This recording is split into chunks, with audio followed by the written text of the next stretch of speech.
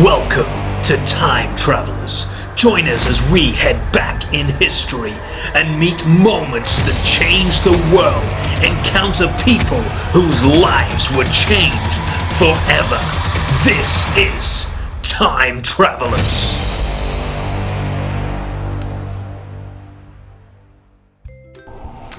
Oh, there you all are.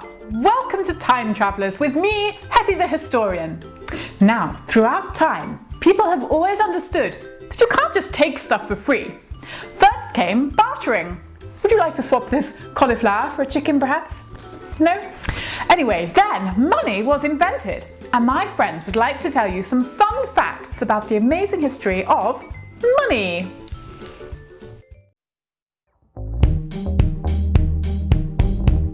Miniature weapon money?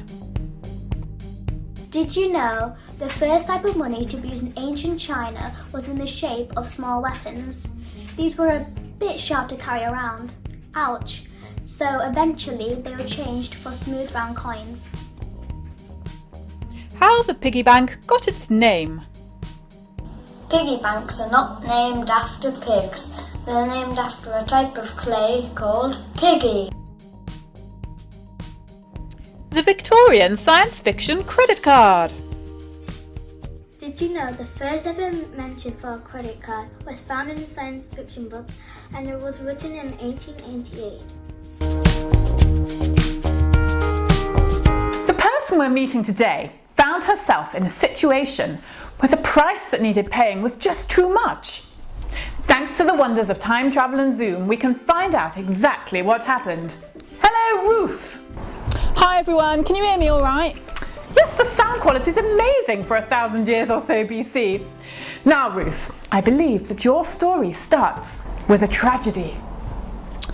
Yeah, so my lovely Israelite husband and his father, they died in a famine. So I was left with the mother-in-law, Naomi they call her. Naomi planned to go back to Bethlehem in Israel, where she was from originally. She told me to get back to Moab to my parents. It's almost impossible to survive as a young woman with no husband here in my time. But I said to Naomi, where you go, I will go. Where you live, I will live. Your people will be my people, and your God will be my God. A bold promise, Ruth. So, you went to Bethlehem and you were so poor that you could only gather up the leftover grain in the harvest field.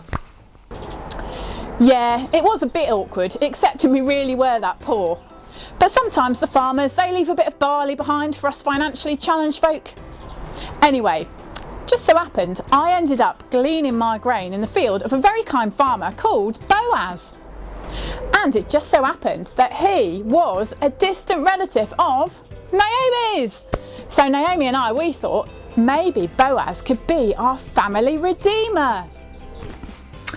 A family redeemer? What's one of those?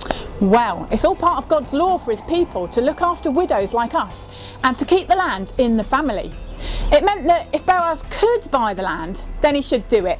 There was just one issue. What was the issue? It just so happened that Boaz would have to marry me. Seemed a lot to ask of him, all told. Wonderfully, he did agree to all this. As I say, he's ever so kind. But it wasn't without complication. Complication? How so? Well, there was this other bloke, an even closer relative. Boaz had to give him first refusal on buying the land and gaining a wife. But it just so happened that this chap already had his share of commitments, so he politely said, no thank you. And Boaz became our family redeemer, paying the price to save our family. He sealed the deal with his sandal, of course. Of course. Now, you're much too modest to say this, Ruth, but I think that being your family redeemer worked out rather well for Boaz. It just so happened that everything worked out rather well. Boaz and I were delighted to marry, and 10 years later, our beautiful son, Obed, arrived. Naomi couldn't believe she was a grandma. Our lives went from tragedy to joy, thanks to all these things that just so happened. Actually, didn't just so happen, did it? I truly believe it was all part of God's wonderful plan for our family. Amazing! Thanks so much to Ruth for telling us her story. I think it might be part of a much bigger story than she realises. Thanks, Hetty and Ruth. Wasn't it awesome to hear how Boaz, the family redeemer, paid the price to rescue Ruth and Naomi? But Hetty was right, the story goes way bigger. God wove the lives of that little family from Bethlehem into his huge story. Ruth and Boaz's son, Obed, became the grandfather of King David. And many years later, from the line of David, came Jesus.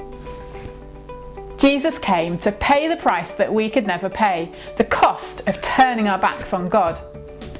Jesus paid that price by giving up his own life to rescue us.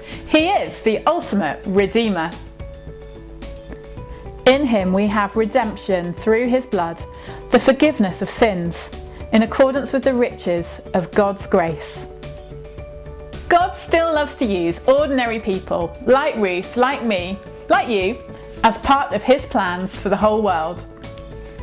I think that we often see ways that we could be serving God in our lives and in our church, but we worry that the cost will be too much. I won't have enough time, I don't feel confident enough, I don't have the right stuff. But let's just keep on reminding each other of the amazing price that Jesus paid to buy our freedom. Let's enjoy the incredible grace that God has shown to us, and then we can feel free to dive into serving him, to saying yes, to playing our small part where we are in his big, big plans to redeem the world through his son, Jesus.